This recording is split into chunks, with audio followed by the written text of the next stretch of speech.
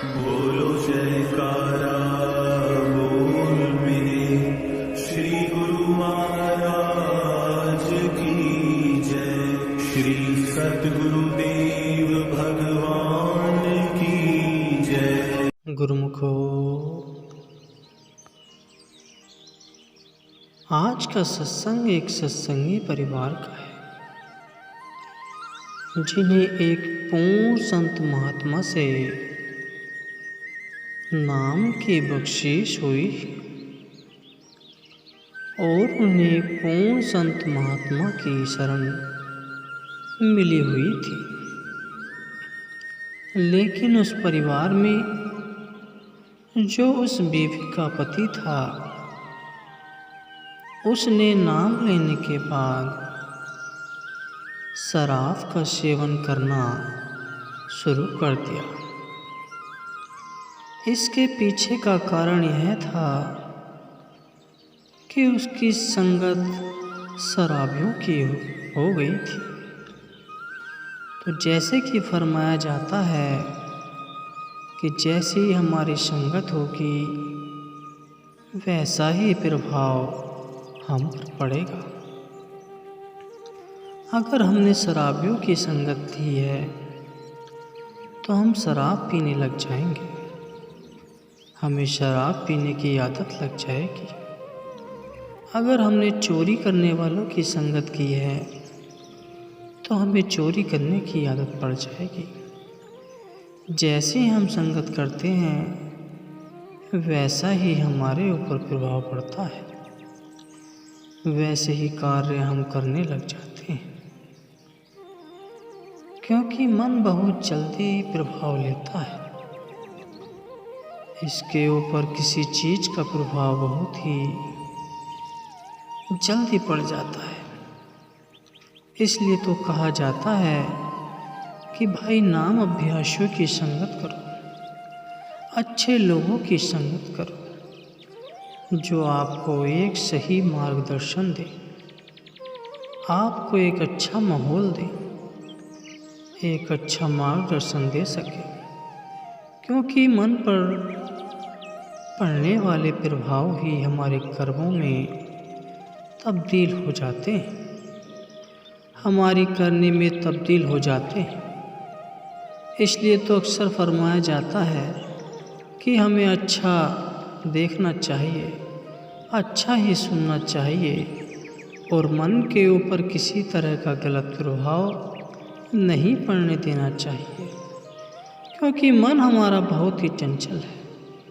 अगर हमारे मन के ऊपर तरह तरह के प्रभाव पड़े हुए हैं तो उससे हमारी भजन बंदगी में भी मुश्किलें आएंगी। इसलिए कहा जाता है गुरुमुखों कि हमें संतों की संगत करनी चाहिए, उनकी संगत की सेवा करनी चाहिए,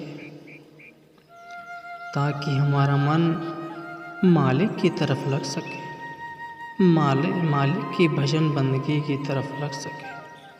तो गुरुमुखों, ऐसे ही उस परिवार में जो बीवी थी उनकी भजन बंदगी बहुत थी। वह तो जैसे बताया जाता था वैसे ही मालिक के भाने में रहकर मालिक की भजन बंदगी करती थी।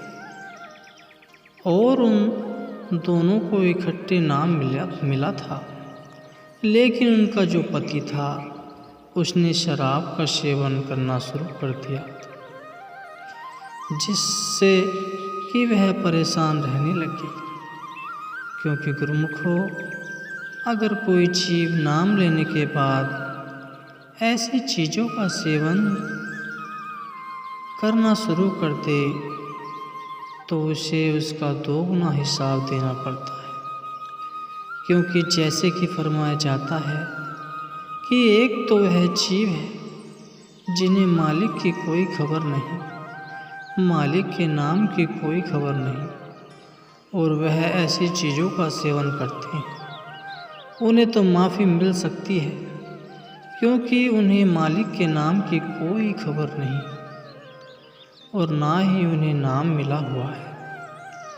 और जिन्हें नाम मिला हुआ है, जिन्हें सब कुछ पता है, कि हमें इसका हिसाब देना पड़ेगा, और अगर वह जीव ऐसी चीज़ों का सेवन करते हैं तो उन्हें 2 गुना हिसाब देना पड़ता है, और अपने गुरु की मार को भी झेलना पड़ता है। क्योंकि जो पूर्ण संत सद्गुरु होता है उसने हमारी जिम्मेवारी ली होती है, जिससे वे नाम की बख्शिश करते हैं, उनकी जिम्मेवारी ले लेते हैं। उन्हें सचखंड पहुंचाना उनकी जिम्मेवारी हो जाती है। और अगर ऐसे जीव गलत कार्यों में लग जाते हैं, मांस और शराब का सेवन करना शुरू कर देते हैं, तो उन्हें गुरु की भी मार झेलनी पड़ती है, और उसका 2 गुना हिसाब भी देना पड़ता है। क्योंकि गुरु की जिम्मेवारी होती है कि वह हमें एक सही मार्गदर्शन दे। संत महात्माओं ने तो यहाँ तक फरमाया है कि अगर शिष्य ऐसे गलत कार्य में लग जाता है, फिर से माया की मीठी नींद में सो जाता है, तो गुरु का हक बनता है कि उसके सिर पर डंडा मारे और उसे उठाए और उसे गलत रास्ते पर जाने से रोके। क्योंकि जिनकी जिम्मेवारी एक पूर्ण संत सद्गुरु लेते हैं, उसे सही मार्ग पर लाना उनकी जिम्मेवारी है। यह सब देखकर गुरु को भी दुख होता है कि मेरा जीव किस तरफ लग रहा है, किस तरफ भाग रहा है, यह क्या करने में लगा हुआ है। और बहुत सारे सत्संगियों से यह सुनने को मिला है कि जो जीव ऐसी चीज़ों का सेवन करते हैं, गुरु उन्हें पहले उनके सपने में जाकर उन्हें समझाने की कोशिश करते हैं कि भाई सुधर जा। लेकिन अगर जीव फिर भी न माना तो उसे दंड भी मिलता है।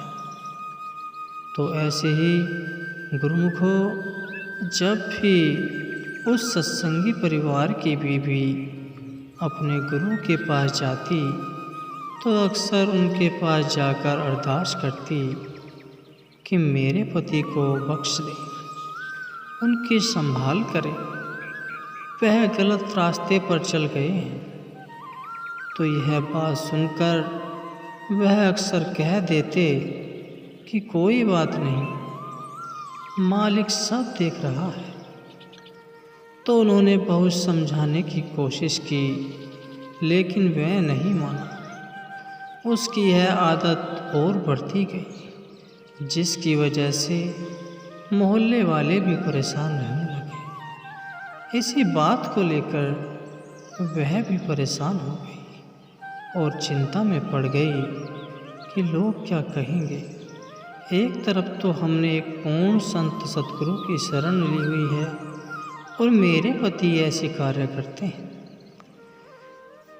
तो वह फिर अपने सद्गुरु के पास जाकर उनसे अरदास करने लगी कि उनको एक सही मार्गदर्शन दे, उन्हें इस गलत रास्ते पर जाने से रोके। तो गुरुमुखो, जब भी कोई अभ्यासी जीव अपने गुरु के पास जाकर अरदास करता है, उनके पैरों में पड़कर उनसे विनती करता है, तो गुरु अपने शिष्य की यह हालत नहीं देख पाता। वह तो उन्हें अपने जैसा बनाना चाहता है। तो जब वह बीवी ने उनके चरणों में पड़कर उनसे विनती की, अरदास की, तो उन्होंने उन्हें घर जाने को बोला कि तुम घर जाओ, मालिक सब ठीक कर देगा। और जब वह घर गई और घर जाकर नाम की कमाई करने लगी, और वह बीवी पूरी रात भजन सिमरन पर बैठी रही। अगले ही दिन जब सुबह हुई तो उसके पति ने सुबह ही शराब का सेवन करना शुरू कर दिया, क्योंकि गुरुमुखो यह आदत इतनी बुरी है कि जिससे ऐसी आदत पड़ जाती है वह सुबह सुबह ही ऐसी चीज़ों का सेवन करना शुरू कर देता है। तो उसने भी ऐसा ही किया और उसके बाद उसका पति किसी कारणवश शहर में चला गया। उसके कुछ देर बाद उसकी पत्नी को उसके पड़ोस वालों ने बताया कि आपके पति का एक्सीडेंट हो गया है। वह भागकर हॉस्पिटल पहुंची। वहां जाकर देखा कि उनकी दोनों टांगें टूट गईं। यह देखकर वह रोने लग गई और उसने डॉक्टर को सभी बात बताई। और जब उन्हें होश आया तो डॉक्टरों ने उन्हें सख्ती से कहा कि अब से आप शराब का सेवन नहीं कर सकते। अगर आपने ऐसा किया तो उसके जिम्मेदार आप खुद होंगे। यह बात सुनकर वह बीवी का पति भी वहीं रोने लग गया, क्योंकि उसे तब समझ आ गई कि ये सब मेरी यह बुरी आदत की वजह से हुआ है। मुझे मेरी पत्नी ने इतना समझाने की कोशिश की और सतगुरु ने भी मुझे बहुत समझाने की कोशिश की, लेकिन मैं माना नहीं और अब मेरी ऐसी हालत हो गई है कि मैं चल भी नहीं सकता। इस हालत का केवल मैं ही जिम्मेवार हूँ। मेरे मालिक ने जो भी किया है मेरे साथ ठीक ही किया, क्योंकि ऐसे मैंने हटना भी नहीं था। मेरी आदत छूट ही नहीं सकती थी।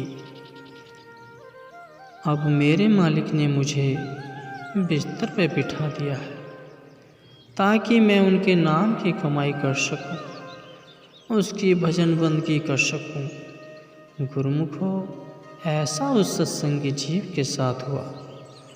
गुरुमुखो इस सत्संग में हमें भी यही सीख मिलती है। हमें अपने गुरु के हुक्म में रहकर भजन बंदगी करनी है, उनके हुक्म में रहना है। अगर हम ऐसा नहीं करते और गलत कार्यों में लग जाते हैं तो हमें बहुत ही भयंकर नतीजा भुगतना पड़ सकता है, क्योंकि उन्होंने हमारी जिम्मेवारी ली है। और अगर हम ऐसे गलत कार्य करते हैं तो हमें दंड देना भी उनका हक है। अगर हम उनके समझाने से नहीं समझते, अगर हम उनकी प्यार की भाषा नहीं समझते, तो उन्हें दूसरे तरीके से भी समझाना आता है। तो हमें उनके हुक्म की पालना करनी चाहिए, उनके भाने में रहना है, उनकी खुशी प्राप्त करनी है।